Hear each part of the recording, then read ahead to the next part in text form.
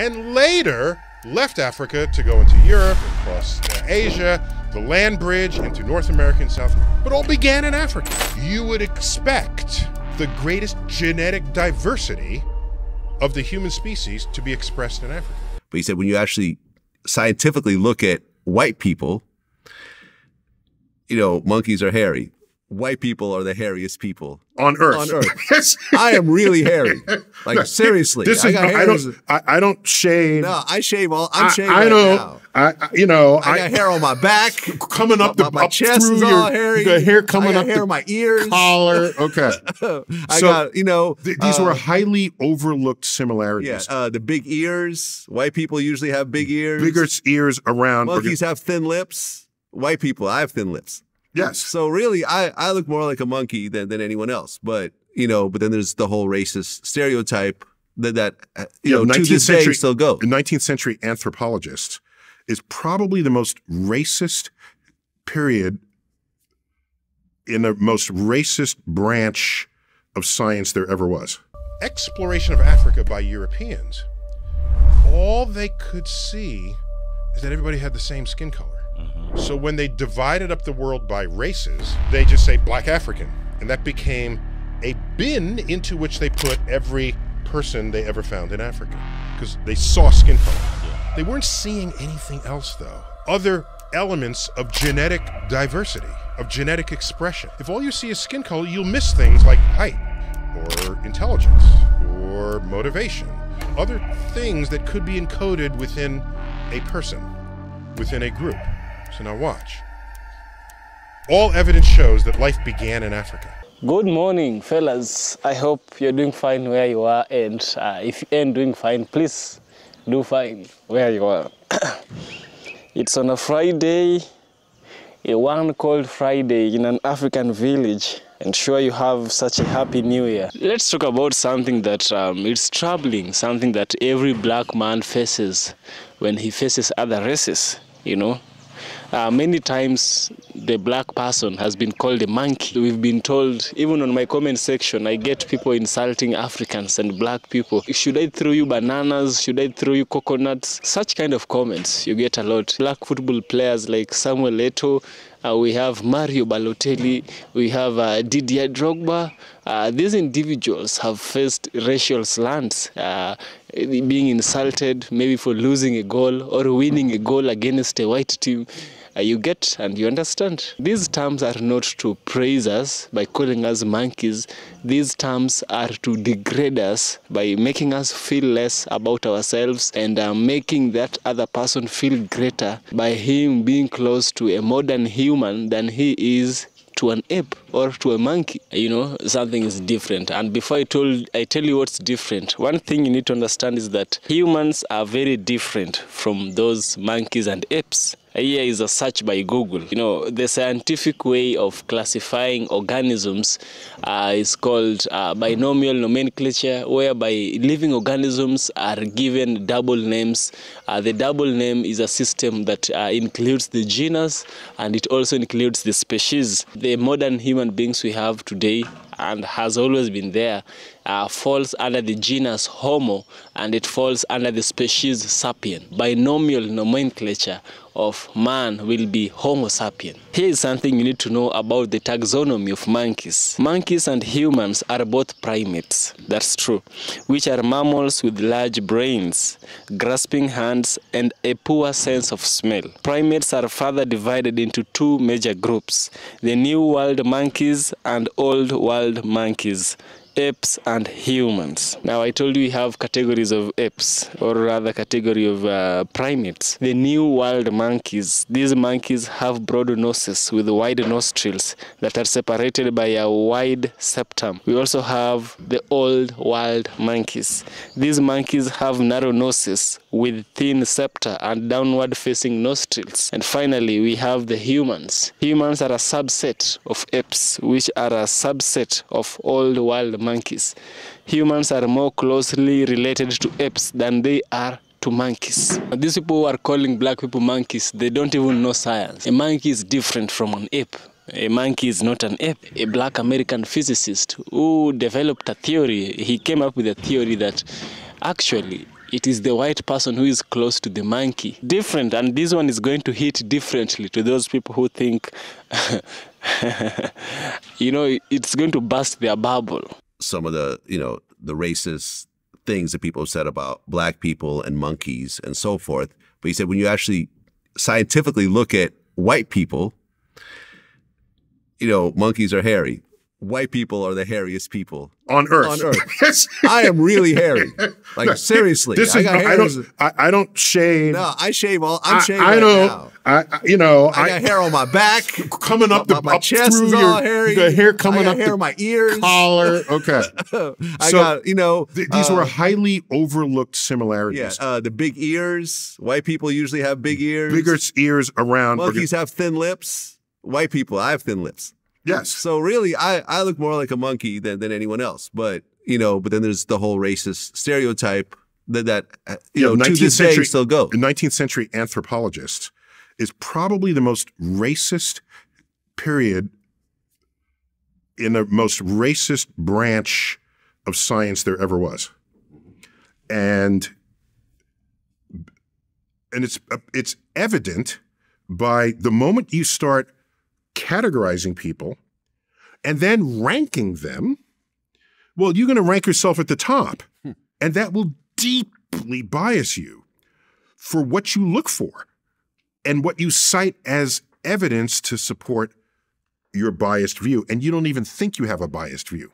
But these biased views fed the entire eugenics movement. The eugenics movement was let's purify the human race by preventing the undesirables from mating, right? And forced sterilization, all of this. Yeah. A little known fact is the eugenics movement, which was big in the United States in the 1910s and 20s, fed the philosophies of Adolf Hitler as he rose up in the 30s. But we want to distance ourselves from him. Why wouldn't you? But if you actually part the curtains, there's the intersection of what race is superior and what race isn't. And that is foundational to Hitler's writings, and it was foundational to the eugenics movement. Yeah, I mean, when I but in the comparisons go on. Yeah. In the book that I wrote, I say, I didn't just come up with I said to myself, suppose the 19th century had racist black anthropologists.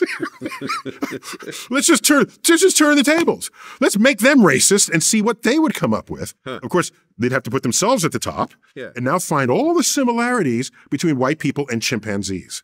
And it start with the fully hairy bodies, the huge ears, I have big ears. And the person who wants, look at my ear here. How big is that? Pretty small. All right. Yeah. And people say, well, how about Obama? He's the first black president and he's got big ears. He's exactly half white. Well, we call him a black president. Well, no, yeah, his dad comes from Africa. He's mom exactly is totally white. He's exactly half white. Exactly. Okay? Yeah. No doubt those big ears come from his mama. Okay? So the point is, I'm just saying, look how easy it is to be racist. Right. And take a look at a chimpanzee's lips. They're razor thin. All right? And we've got some very famous large-lipped black people, Jay-Z among them. All right? I don't have small lips. So they overlooked so much. Yeah. Okay? I got to add one just while you went there, so I'm going to add one. Let's go. Do you know lice outbreaks are 30 times more likely in white people than in black people? Really? The lice just don't enjoy black hair. Okay? For whatever reasons, it is 30 times more likely. Okay? Just if you put lice in the hair, it'll want to go to the white people's hair.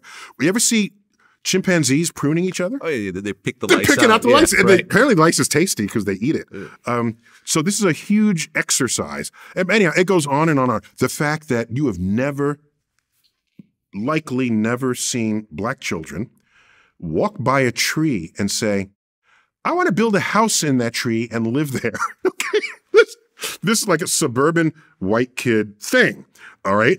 And so that racist black anthropologist would say, these are just white people wanting to return to their roots in the trees. Okay. Look how easy it is to be a racist. You could totally do it.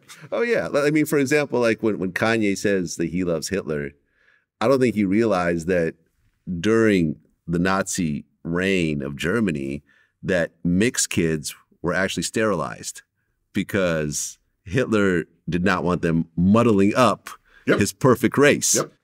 Kanye has 4 mixed kids. You have mixed kids. Like, you know what I'm saying? So it's just sort of like the ignorance when you don't really know the knowledge and the history allows you to say dumb things like, I love Hitler as a black man. Thinking that somehow Hitler wouldn't have killed him if he had the chance. Yes. Right. Or enslaved. After clearly watching this video, I want you to tell me what you think. Do you think Dr. Neil deGrasse is right by saying that the white person is closer to monkeys than we black people? Because the evidence he's giving are more closely related to white being a monkey than us.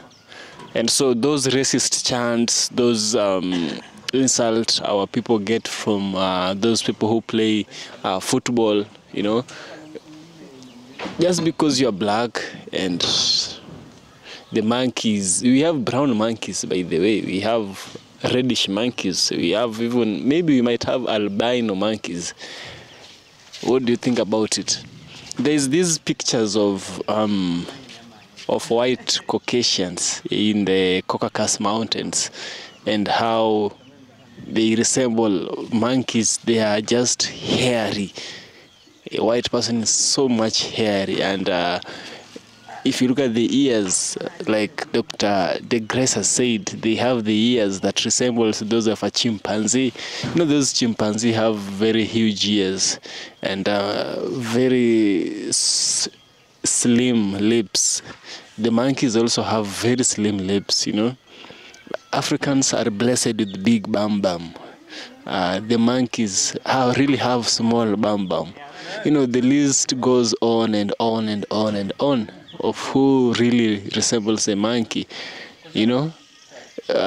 Black, you know, those people who are authors of these genetics, the authors of eugenics, the enslavers, these were people who were just egoistic and they wanted to make themselves look better than the races they were taking captive. And so it's not a surprise that they are now acting. Right now we are seeing their actions manifesting through their descendants. It's totally not a surprise because it started with their grandfathers, you know.